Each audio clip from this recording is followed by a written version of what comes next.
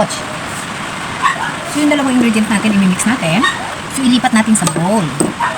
So itong dalawa, imimix natin, lagyan natin ng ingredient. Tapos lagyan natin siya ng magic syrup dahil para magkaroon siya ng lasa. Huwag na natin lagyan ng asin. So kailangan tunawin natin yung magic syrup, yung granule seasoning. Yun. And then lagyan na natin ng mga herb. First, lagyan natin ng oregano leaves. Oregano, ilagay natin. Estimate lang natin. And then, haluan natin siya ng thyme. Haluan natin siya ng thyme. Ito yung mga dry ingredient na ilalagay natin. Ito yung hatagdan ng kanyang lasa. And then, lagyan natin ng parsley. Dry parsley also, ilagay natin. Ayan. And now, lalagyan natin ng pinakamasarap na lasa, yung ating garlic powder. So, garlic powder. Ayan.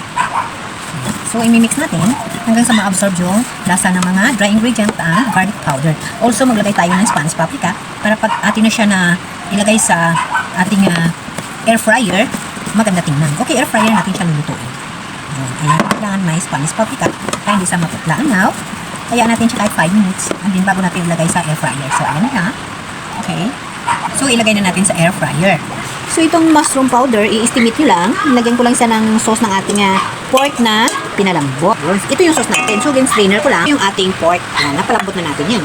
Bawang at garlic. Samantala itong ating mushroom powder at saka yung ating sauce, atin lang siya i-mix. So, if ever man na talaga siya ay malapot, pinagdagan na natin ng soap, yung ating liquid.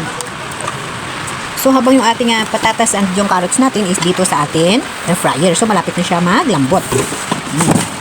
So, lagyan na natin ng mantika yung kawali. Kunting mantika lang para isutin natin yung ating garlic and onion. So, ilagay na natin yung ating garlic and onion. Isabay na natin.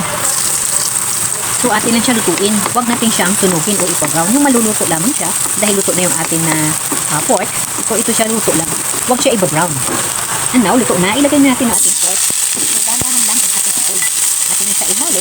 Dahan-dahan din kasi luto na yung ating meat. So, lagyan na natin siya ng soy sauce. So, premium soy sauce ang ating gagamitin. Kunti lang. Ilagay natin siya ng black pepper at ilagay natin yung ating mushroom sauce.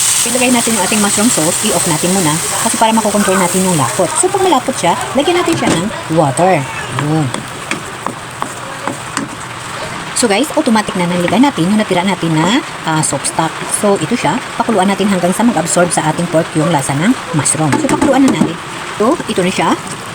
Ito na yung ating pork with mushroom sauce. And then, lagyan natin siya ng double cream. So, i-off na natin. I-mix natin yung double cream. Yes. So, ito na yung ating pork with mushroom sauce. So, perfect yung ating sauce. Lagyan natin siya ng butter. Hahayaan natin na yung butter malusaw sa impact ng init ng ating sauce. Okay? Hayaan na natin siya.